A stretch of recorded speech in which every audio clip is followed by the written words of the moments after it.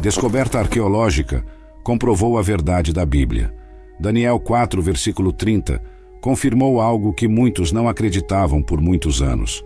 Daniel 4, versículo 30. O rei disse pensativo: não é esta a grande Babilônia que eu mesmo construí como residência real e sede do governo pelo poder da minha força e para a honra e glória da minha majestade? Conforme Daniel 4, versículo 30, Daniel sabia que a nova Babilônia foi criada por Nabucodonosor, o que anteriormente era considerado falso, mas foi posteriormente verificado pela arqueologia recente. Ninguém pensava que Nabucodonosor havia construído a nova Babilônia. Durante o período Maabim, essa crença baseava-se na falta de evidências arqueológicas para apoiá-la. No entanto, escavações arqueológicas confirmaram que Nabucodonosor, de fato, construiu a cidade da Nova Babilônia. Essa descoberta lançou uma nova luz sobre o assunto, revelando que as suposições anteriores estavam incorretas. É interessante notar que a Bíblia já estava ciente desse fato, mesmo antes de ser confirmado por essas descobertas de pesquisa recentes. A Nova Babilônia foi um empreendimento significativo, e sua construção envolveu o uso de técnicas avançadas de engenharia.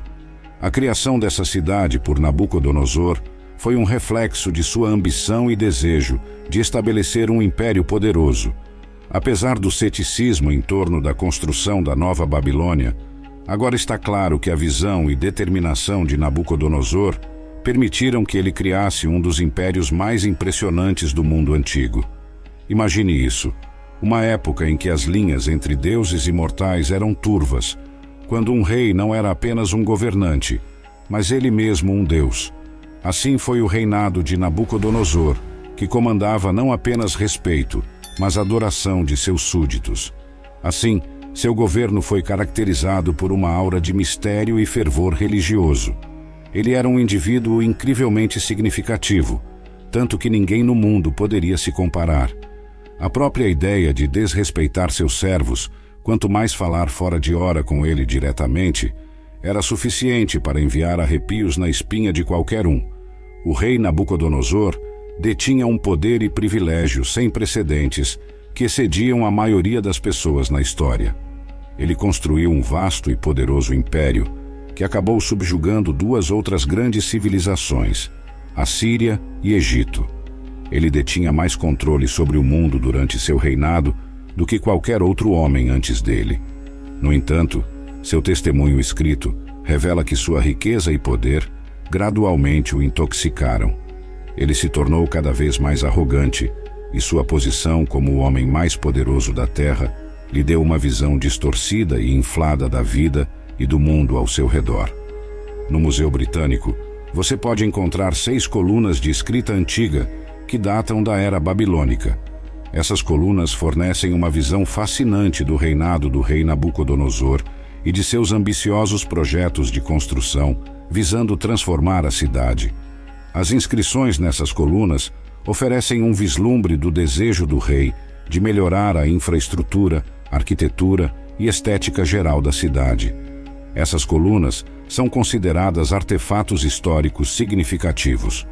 A maioria dos tijolos descobertos durante as escavações da Babilônia traz a inscrição Nabucodonosor, rei da Babilônia, apoiador de Sagula e Aida, exaltado primogênito de Nabopolassar, rei da Babilônia.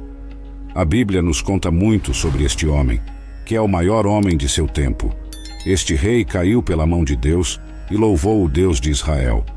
Nabucodonosor se casou com uma bela princesa das montanhas da Pérsia, onde agora se localiza a capital do Irã. Ela chegou ao palácio de Nabucodonosor, mas rapidamente sentiu saudades de casa. Ela sentia falta das montanhas, das árvores e dos animais selvagens. Quando Nabucodonosor soube o motivo de sua insatisfação, ele imediatamente se comprometeu a corrigir a situação. Ele construiu uma enorme montanha de tijolos e a adornou com uma variedade de árvores, arbustos e plantas. Sua aparência deslumbrante lhe rendeu um lugar como uma das 7 maravilhas do mundo, os Jardins Suspensos da Babilônia. Os Jardins Suspensos da Babilônia atraíram muitos visitantes. Acima dos jardins, um zoológico privado de animais exóticos foi construído para entreter a esposa do rei, que não estava familiarizada com os arredores planos da Babilônia. Um dia, ele estava em pé no telhado de seu magnífico palácio, quando de repente percebeu o que havia realizado. Não é esta a grande Babilônia que construí por meu próprio poder e glória? Perguntou a si mesmo, sentindo-se orgulhoso e realizado. Ele adormeceu e sonhou. Daniel 4 é a única história do Antigo Testamento onde uma pessoa é transformada em um animal, semelhante ao motivo clássico da metamorfose. Pense na cena em Pinóquio, quando os meninos se transformam em asnos, ou nos numerosos contos do poeta romano Ovídio, onde os deuses transformam humanos em criaturas que representam seus defeitos trágicos. O texto retrata o destino de Nabucodonosor da seguinte maneira: ele foi banido da sociedade humana e comeu grama como um animal. Seu corpo foi encharcado com o orvalho do céu, e seu cabelo cresceu tanto quanto as penas de uma águia. Suas unhas eram como as garras de um pássaro. Essa é a matéria para contos de fadas? O que aconteceu com Nabucodonosor e o que isso significa? Este não é o seu típico conto de fadas narrativo ou uma representação de uma mente delirante. É uma representação emocionante de como Deus instrui os orgulhosos a honrar e glorificar seu nome. Nabucodonosor e a mente animal. No 4º capítulo do livro de Daniel, encontramos Nabucodonosor, o rei babilônico, relaxando em seu palácio quando teve um sonho. O sonho, no entanto, não era um sonho comum. Os detalhes do sonho não são revelados até mais tarde no capítulo, mas é claro que profundamente perturbou Nabucodonosor e pesou muito em sua mente. Daniel 4, versículo 10 a 3, Bíblia amplificada. As visões que passaram pela minha mente enquanto eu estava deitado em minha cama eram estas. Eu estava olhando, e eis que havia uma árvore no meio da terra, e sua altura era grande. A árvore cresceu e tornou-se forte, e sua altura alcançou o céu, e era visível até o fim da terra. Suas folhas eram belas e seu fruto abundante, e nela havia comida para todos. As feras do campo encontravam sombra sob ela, e os pássaros do céu faziam ninho em seus galhos, e todas as criaturas vivas se alimentavam dela. E eis que eu vi nas visões da minha mente, enquanto eu estava deitado em minha cama, um vigia angelical, um santo, descendo do céu. Ele gritou em voz alta e disse: cortem a árvore e cortem seus galhos, sacudam suas folhas e espalhem seu fruto. Deixem que as criaturas vivas fujam de debaixo dela, e os pássaros voem de seus galhos.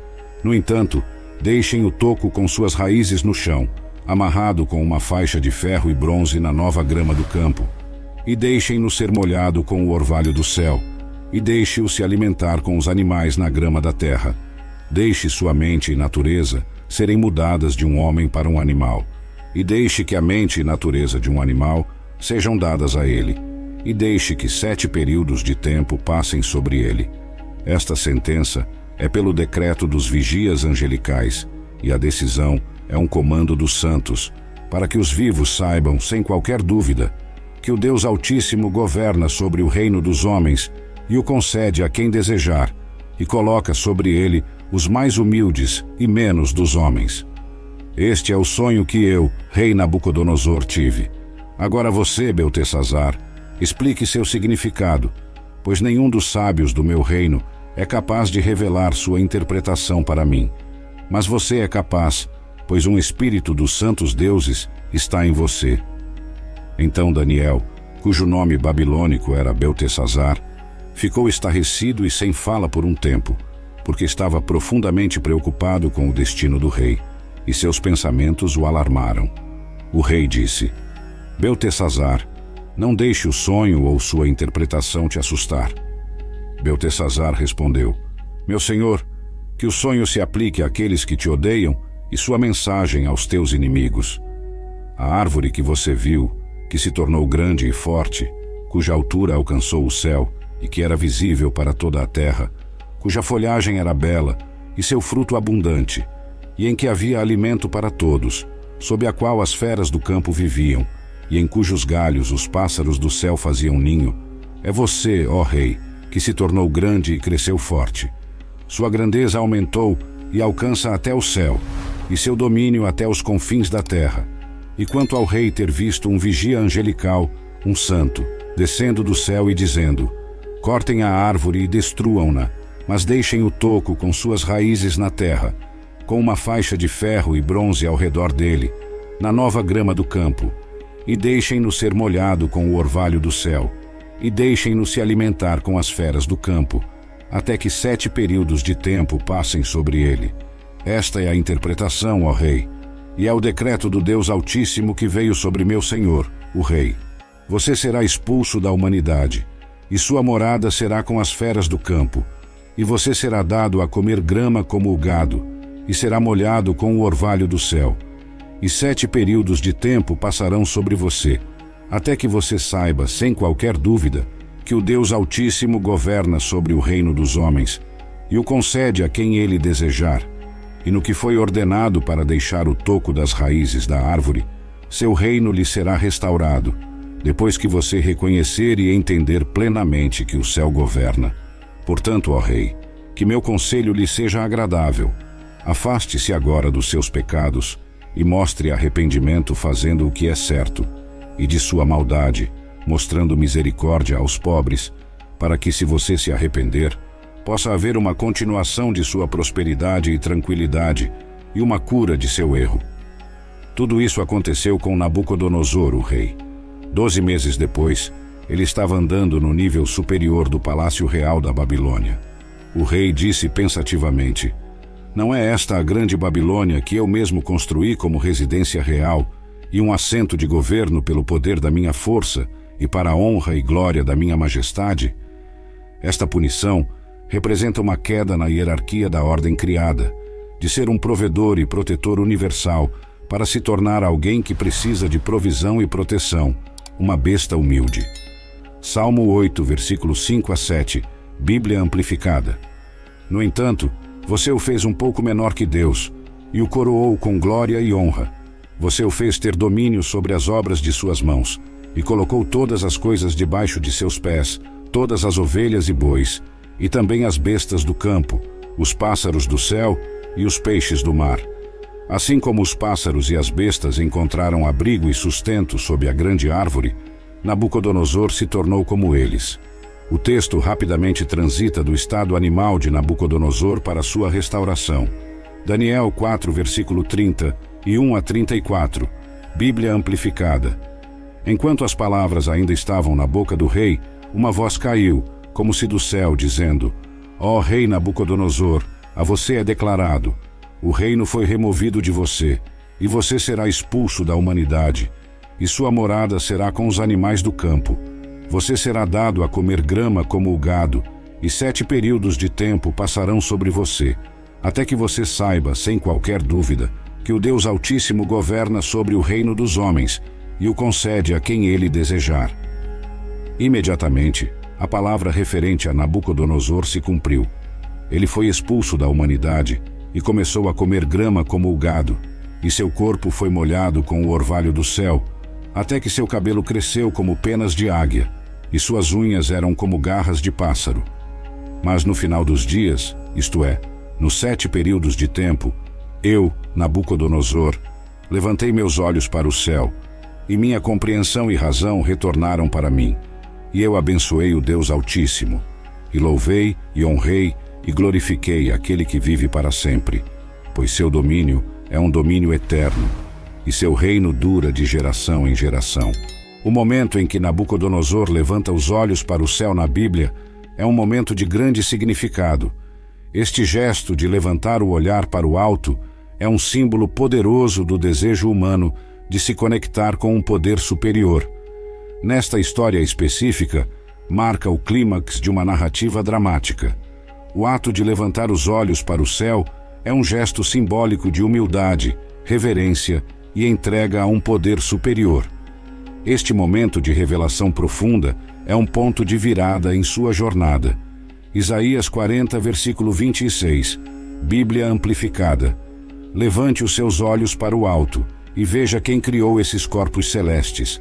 Aquele que traz seu exército por número, ele os chama pelo nome. Por causa da grandeza de sua força, e da força de seu poder, nenhum está faltando. É um gesto sem palavras, uma forma de humildade que um animal poderia realizar. Embora os animais estejam abaixo da humanidade na ordem criada, seu conhecimento instintivo de Deus é muitas vezes descrito como mais verdadeiro do que os pensamentos obscurecidos pelo pecado da humanidade. Imagine viver como uma besta selvagem, desconectado do mundo ao seu redor. Foi exatamente isso que aconteceu com Nabucodonosor e transformou sua perspectiva. Não mais ele poderia ignorar o poder de Deus ou confiar apenas em sua própria autoconfiança. Ele foi forçado a confrontar suas limitações e olhar para cima, abraçando seu novo senso de dependência.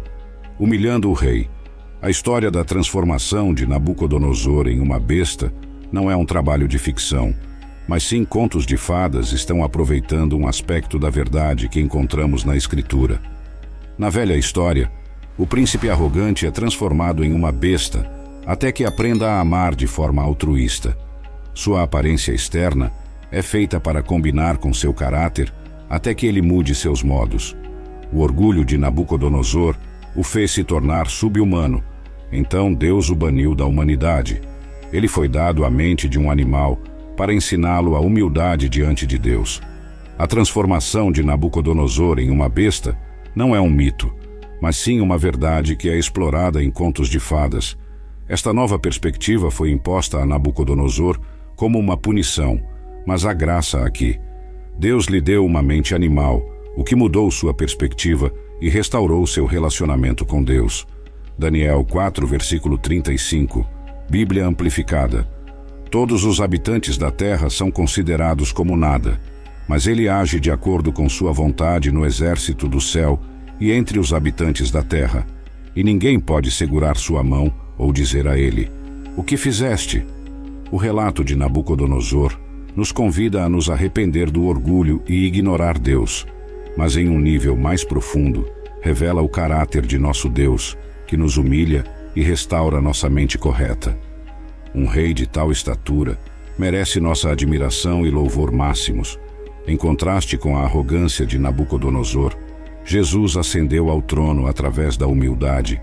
Ele é o grande e eterno Rei, como nos diz Paulo.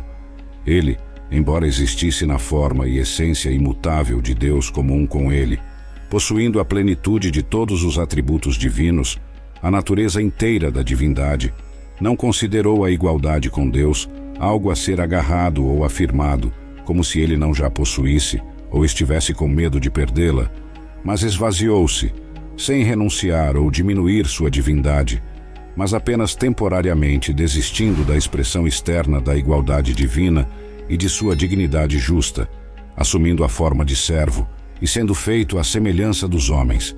Ele se tornou completamente humano, mas sem pecado, sendo totalmente Deus e totalmente homem. Filipenses 2, versículos 6 a 7, Bíblia Amplificada. Esta mudança de Deus muito para o humano humilde, paralela à descida de Nabucodonosor de grande rei para besta humilde, mas em contraste com o rei da Babilônia, o rei Jesus desceu voluntariamente à ordem criada para se tornar como aqueles que ele cuida.